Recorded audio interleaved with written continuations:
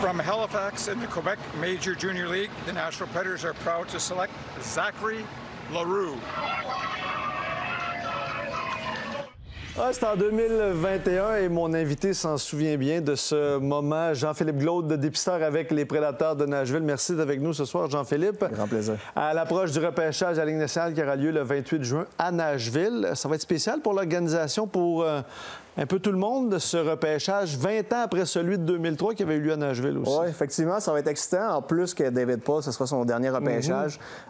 Puis pour une des premières fois, en tout cas, moi étant avec l'organisation depuis 10 ans, d'avoir autant de choix au repêchage, on en aura plusieurs, donc je t'avoue que ça va être plaisant. On a vu Zachary Leroux, choix de première ronde, 27e au total en 2021. Tu le dis, ça fait 10 ans que tu travailles pour les Prédateurs. Qu'est-ce qui t'a amené, parce que tu as joué avec les Vultures de Drummondville dans la LHJMQ, ensuite les Patriotes de l'UQTR au niveau universitaire. Qu'est-ce qui t'a amené à être dépisteur avec les Prédateurs? Bien, tu sais, c'est la passion du hockey. Quand j'ai arrêté de jouer, j'ai coaché un an des jeunes. Suite à ça, c'est une histoire de contact. J'ai rencontré quelqu'un qui lui, travaillait pour Moncton dans le junior. Je cherchais à ajouter un recruteur. J'ai tout le temps été passionné de recrutement, tu sais, vraiment de la game, de comprendre le développement du joueur, etc. Puis, écoute, de fil en aiguille, parle à un autre contact. Puis, à un moment donné, bien, j'ai eu l'opportunité d'avoir une entrevue avec les Preds. Puis ils m'ont engagé part-time, on appelle temps partiel, pendant 5 ans. Puis là, bien, depuis 5 ans, 5 autres années, je suis temps plein. Et tu es derrière notamment le repêchage de Samuel Girard, on se rappellera en 2016 notamment. Comment on se prépare avant le repêchage? Combien de matchs on peut voir dans une saison pour essayer d'évaluer le plus de monde possible? Bien, on se prépare, c'est certain que c'est un long processus. Il faut être patient. Là. Je veux dire, je dis toujours sur 365 jours, si c'est vraiment juste 2 journées où est-ce qu'on a vraiment le trip du repêchage, bien, je recommence demain parce que, évidemment, c'est un processus que, je veux dire, tu vas commencer un 10 mois, tu vas voir au-dessus de 160, 175 matchs. Tu vas aller voir le développement du joueur, voir justement au fil du temps. On les voit sur 2 années, 1 année. Puis c'est de voir un petit peu, là, on parle toujours hockey sense, on parle sentiment de compétition, etc. Puis au bout de la ligne, c'est de dresser la liste. Puis je te dirais que c'est...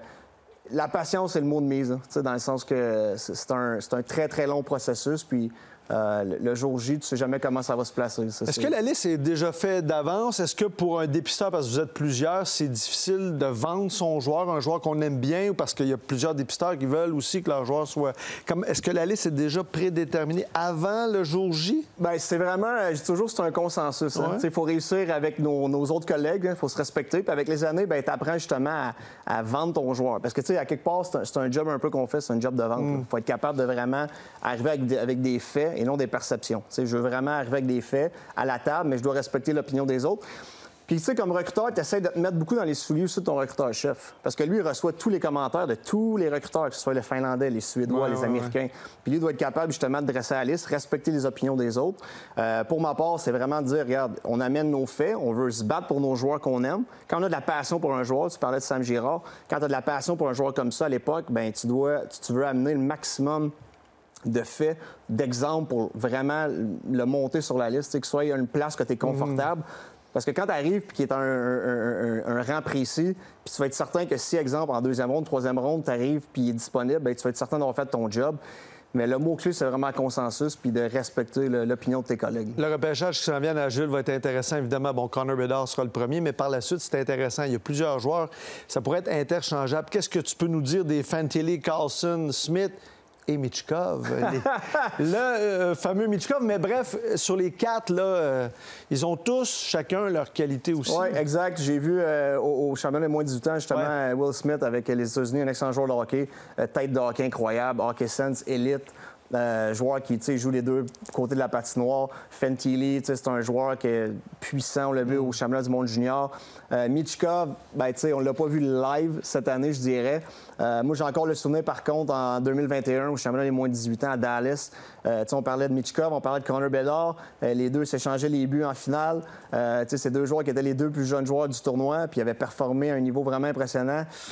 Écoute, même moi, comme recruteur, je dis souvent à mes amis que je veux dire, quand le repêchage commence, je suis comme eux. La seule différence, c'est que moi, j'ai le meilleur siège dans le building. Je suis sur le plancher parce que quand ça commence puis les noms partent, ta liste est réglée. Ta liste est faite puis tu vas juste attendre de voir qui va être là à ton rang. Et plus près de nous, au niveau du Québec, Ethan Gauthier, Mathieu Catafort, qui est toujours avec les Mooseheads et qui sont en finale de la LHJMQ, Étienne Morin avec les Wildcats de Moncton. Il y a plusieurs Québécois.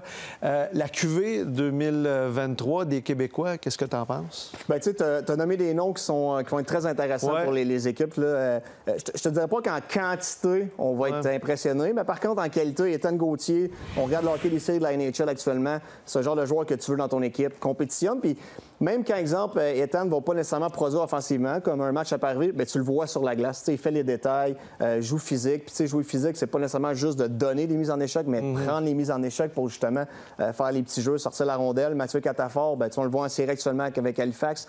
Toujours impressionné de voir qu'un chiffre va jouer au centre, va sortir à l'aile droite. Un joueur polyvalent, joue deux côtés de la patinoire. Un instant offensif vraiment impressionnant. Puis, comme je dis, c'est un joueur de hockey. Quand le match commence, tu sais à quoi t'attendre. Donc, je pense qu'il est à retenir, c'est qu'en quantité, je pense qu'il faut être prudent, mais en qualité, il va y avoir d'excellents joueurs disponibles. Ça va être intéressant à suivre à partir du 28 juin. Peut-être Eaton en première ronde, puis les autres, on verra peut-être pour le 29 juin. Il n'y a pas beaucoup de gardiens qui sont repêchés en première ronde. En fait, Nashville l'a fait avec Askarov en 2020. Est-ce que c'est normal, inhabituel? La position est moins prisée, il y a moins de bons gardiens, ou on n'en fait pas une priorité en première ronde? Bon, Nashville l'a fait, là, mais quand même... Bien, tu sais, ça va à la discrétion des organisations. Tu sais, quand tu vois un Askarov disponible, nous, à l'époque, on avait hâte de mettre la main sur un gardien élite. Bien, on a décidé de sauter sur l'opportunité. Après, c'est qu'avec le recul, tu vois des exemples. Là, je vais prendre un exemple à l'interne, Jussi Saros, qu'on a pris en quatrième ronde. Ouais. Donc, quand tu dis que tu es capable de prendre un gardien de ce calibre-là en quatrième, cinquième ronde, bien, peut-être que ça te donne l'impression de dire, bien, on va peut-être être plus patient que des fois un joueur de centre que tu veux rapidement aller chercher parce que tu sais qu'ils sont plus durs à trouver. Tu sais, les gardiens, je veux dire, plus souvent qu'autrement, on laisse ça dans les mains de nos entraîneurs, de nos spécialistes. Oui. Puis eux ont certaines théories qui vont peut-être être différentes des nôtres. 2 choix de première ronde pour les Prédateurs, Jean-Philippe. Comment on approche ça avec le groupe de recruteurs? Parce que soit on veut pas se tromper, peut-être qu'il y aura une transaction, on ne sait pas, mais 2 choix de première ronde quand même. Bien, le premier mot, c'est excitation. Oui. Moi, ça m'est jamais arrivé à Nashville d'avoir autant de choix, surtout 2 de première ronde. Tu sais, c'est certain que c'est toujours de dire on va y aller au meilleur joueur disponible. Ça, c'est la théorie numéro 1. Après, bien, il y a une partie qui ne va pas être dans les mains des simples recruteurs, mais du management qui, eux, vont voir quand le repêchage va commencer, qui est disponible, qui pourrait être peut-être, est-ce qu'on a l'opportunité de s'avancer avec autant de choix ou est-ce qu'on est patient puis on espère que notre joueur ciblé va reculer. Le management fait un travail là-dessus. Nous, on s'assure d'avoir la liste en place, mais je t'avoue sincèrement que c'est très, très excitant parce qu'on sait qu'en sortant de la première ronde, on va avoir 2 joueurs qu'on aime beaucoup. Et d'ici au 28 juin, quel travail il reste à faire? Bon, évidemment, il y a la Coupe Memorial, il y a encore des tournois, mais il y a des matchs. Mais est-ce que les combines aussi, est-ce que ça peut changer beaucoup d'ici le 28 juin, cette fameuse liste? Bien, la fameuse liste, comme on aime l'appeler, je te dirais qu'en ce moment, elle est peut-être véridique à 90 %. Ce qui peut rester à changer, c'est, tu en as parlé, le combine. Effectivement, on va avoir on va rencontrer au-dessus de 75-80 jeunes. On va avoir les tests physiques. Tu sais, quand tu vois des tests physiques, des fois, tu as un jeune que t'aimes, mais peut-être sa mécanique de patin n'est peut-être pas comme tu aimerais qu'elle soit, mais tu vois que ses tests physiques ont une excellente explosion, bien, peut-être ça te donne une impression, OK, bien, peut-être si je la mets à un rang, je vais peut-être l'augmenter. Tu sais, on va jouer avec un peu ce genre de liste-là, mais jamais un jeune, exemple, qu'on dit, OK, on l'a classé 30e, puis d'ici un mois, va tomber 50e parce qu'il a fait une mauvaise entrevue. Tu sais, ça n'arrivera pas. Mais c'est sûr qu'on va continuer à faire des meetings, que ce soit Zoom, que ce soit en présentiel au Combine, pour vraiment dresser la meilleure liste possible. En tout cas, c'est pas une science exacte, mais c'est une science très intéressante. Hey, Jean-Philippe Gault, merci beaucoup d'être passé. Bonne préparation en vue du repêchage. Merci de m'avoir reçu. Merci. Bye-bye.